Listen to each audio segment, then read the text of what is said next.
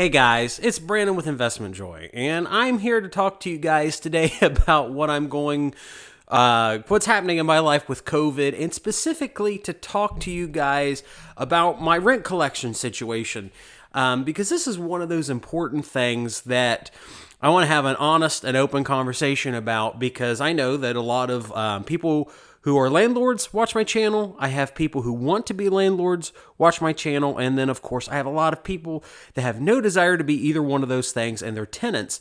And I always feel like everybody needs to have a more honest, open communication process. So that's what this video is about, and it's specifically to address what's going on with my personal rentals and COVID, and to talk about what's happening with other landlords in my area. Be sure to like and subscribe if you enjoy this kind of content. We're going to be doing more of it as time goes on, because I really want to show you guys how my business operates, as opposed to, all drama all the time, all suitcases of cash all the time. Those are aspects of my life, but there's a lot of things that I'm doing. I'm in a studio right now, but my work computer is sitting right here, that I sit down and I work at 4 or 6 hours sometimes a day doing leases and talking to tenants and doing communications like that. I do a lot of boring stuff. But what's interesting to me is, I've reached this point in life after being in real estate now since 2006. So this is 14 years that I've been in real estate. I got my real estate license in 2006. I started buying my first rentals myself back in 2013. In 2007, I helped my brother buy his first property. And the picture behind me is my very first rental that I bought in July 2013. We put $25,000 to $30,000 in it. It has been rented nonstop since 2013. I get about $1,000 a month off of it. It's a 6-bed, 2-bath, 1-car garage on a corner lot near downtown. It's a great rental property. And then I also, of course, have cheap little apartments that provide lots of drama and entertainment for the channel. And during COVID, I had to implement a strategy or a plan that I really am not happy about having to do. It's when I have to critically look at what I do in my business, or what I could be doing in my business during a very major financial downturn. I've kind of had some plans on the back burner of how low can I go in terms of the money that I owe banks, insurance, taxes, and then the money, which is usually a large portion of how much money am I reinvesting in my properties and doing repairs. That's CapEx and R&M. When I do my cost segregation on my Excel, I do R&M plus CapEx. And we'll do videos on those explanations a little bit later. But I spend about $12,000 a month on my mortgage payments. About $8,000-ish of it a month is to private investors, and another $4,000 of it's to banks. So at a minimum, I have to pay $12,000 a month. Otherwise, I face foreclosure and some really bad things start to happen. On top of that, I spend about $3,000 a month on taxes. So now we're at $15,000, and I spend another $2,500-ish on insurance. So we're now at $17,500 that I have to bring in my rental business in order to just pay the bare minimum. Now, theoretically, I can forego paying taxes for a while. The county will assess me a 12% interest rate, or 10 to 12%, depending on how you look at it, a 10 to 12% interest rate. And I theoretically could drop insurance on a few properties, but to me, that's like playing with matches in a nitroglycerin factory. It's a terrible idea, but I know people that do it. I've known people that have done it. So my minimum rate there has to be $17,500. Now, with the trailer park running and with all of my assets performing, I should be bringing in about $55,000 to $60,000 a month. The trailer park, of course, is not doing really well right now, just because we have an eviction freeze in the state of Ohio as far as municipal courts being closed. I made the choice, and we'll find out whether it's a good choice or a bad choice, but I made a choice nonetheless to not evict the tenants in the trailer park over the course of the winter. I probably should have, or at least started the ball a lot earlier, so I could have been cleaning out those units and getting ready during this COVID disaster, because that's something I can continue to work on my properties, but I didn't. So I'm locked as far as legality goes. But then I have a separate portfolio, or actually I have 8 separate LLCs and multiple portfolios of traditional rentals. No trailers, just traditional rentals.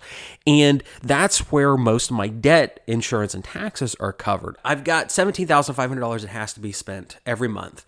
And that is like my minimum amount of rent that I want to collect. I was hoping to collect about $40,000 this month in total rent. As of today, I'm at 35,000, 36,000-ish, with a couple more tenants that are saying they're going to pay me rent. So that brings our number to a total of about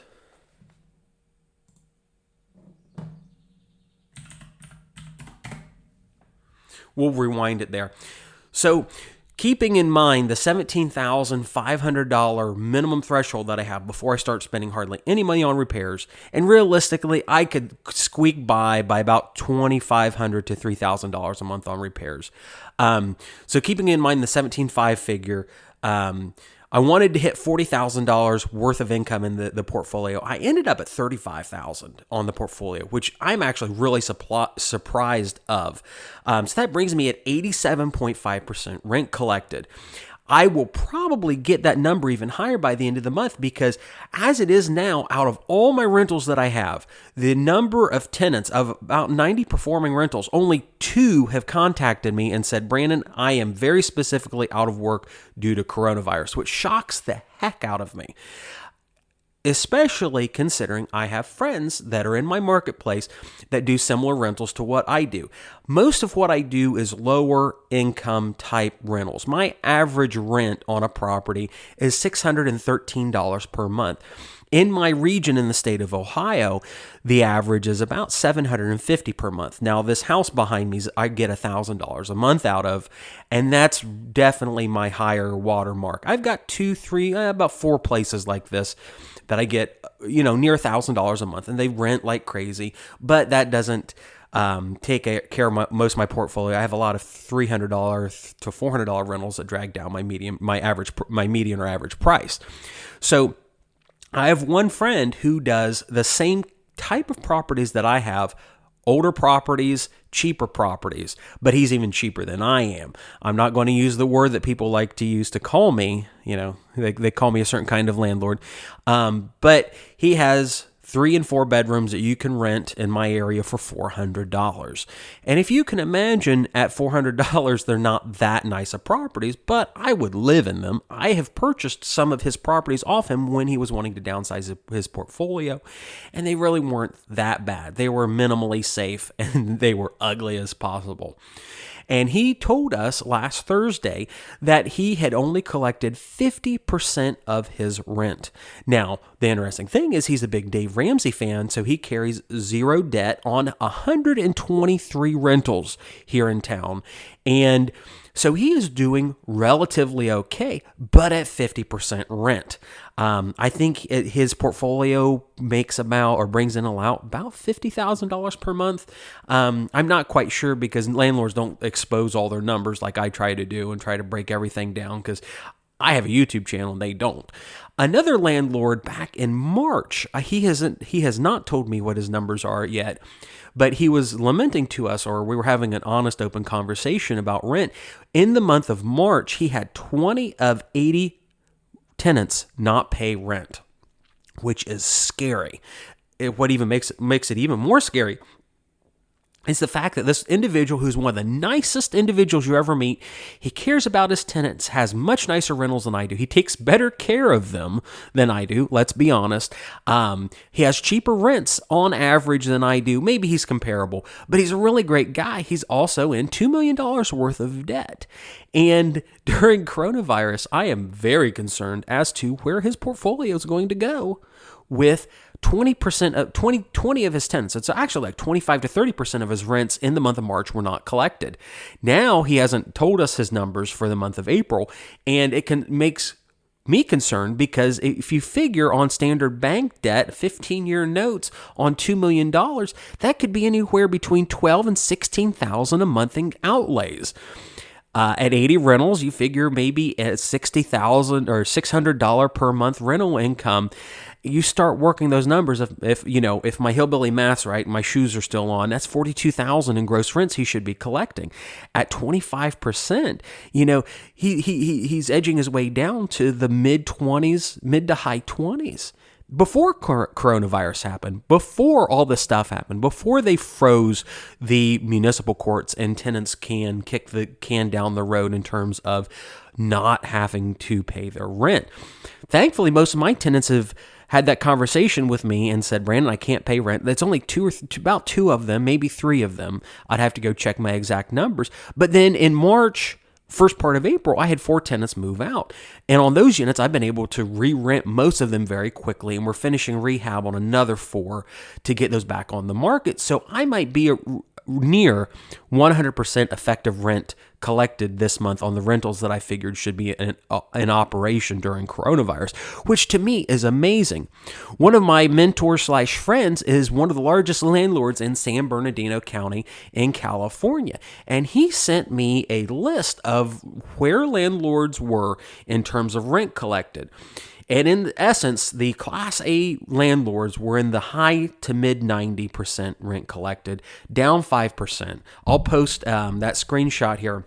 And as you worked your way down from A class to B class to C class, then to government subsidized housing, it got worse, where one landlord had collected only 60% of his effective rent, which is just crazy.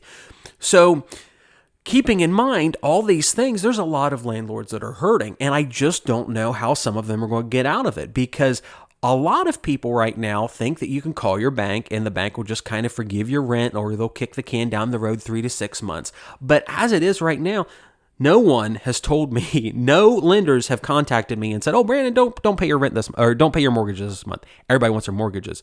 The municipalities where my properties are, they like my tax money.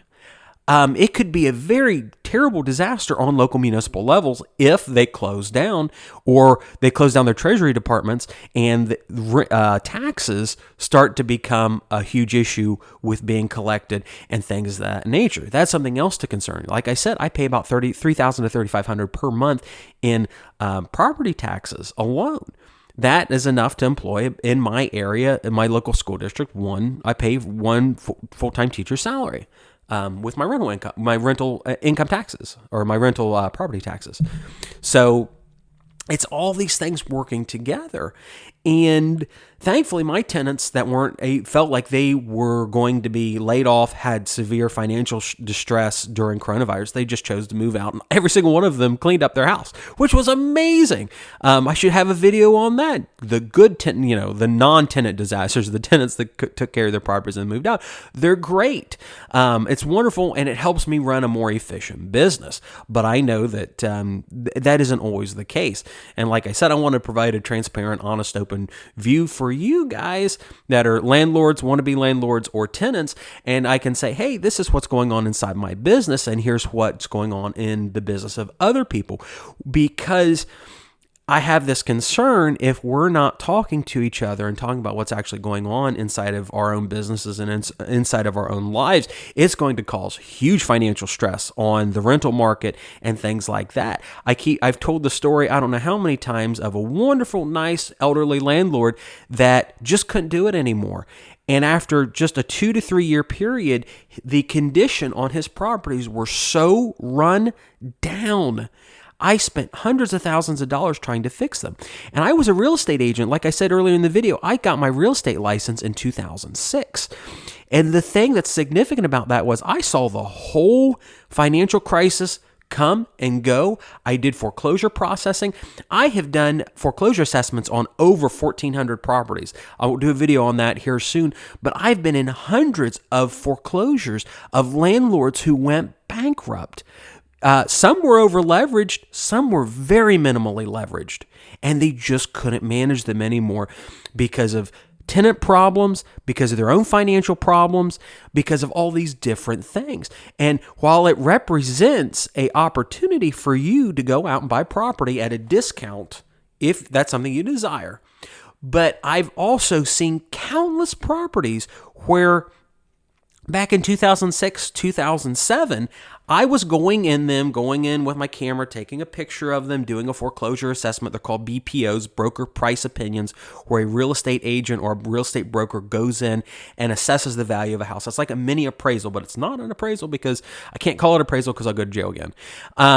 So I went into these properties and valued them, and I have seen them, ones that were in foreclosure back in 06, 07, 08, 09.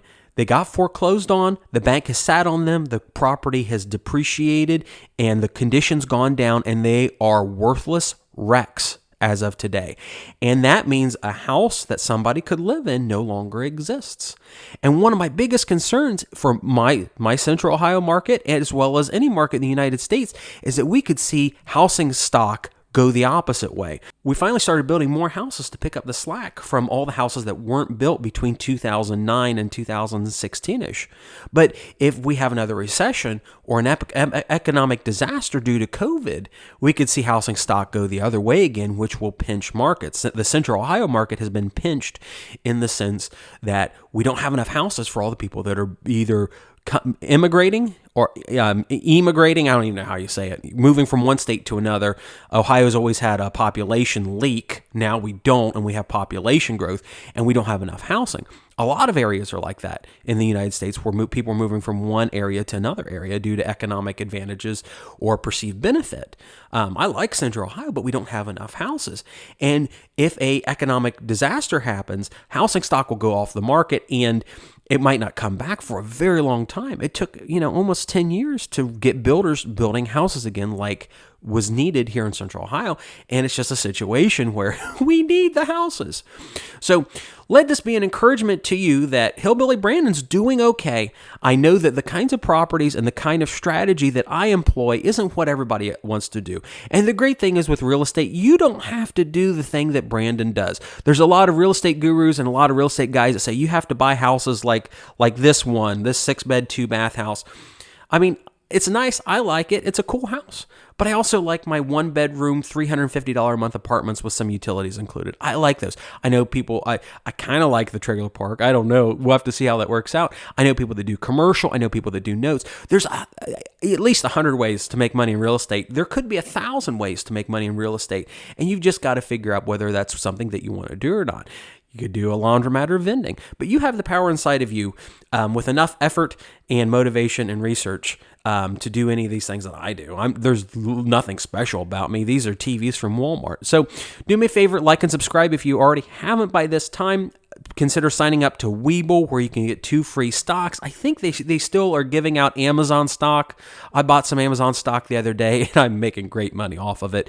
So consider investing. Consider starting a Roth IRA. It'll help you towards financial independence. This is Brandon again with Investment Joy. Thank you guys for watching.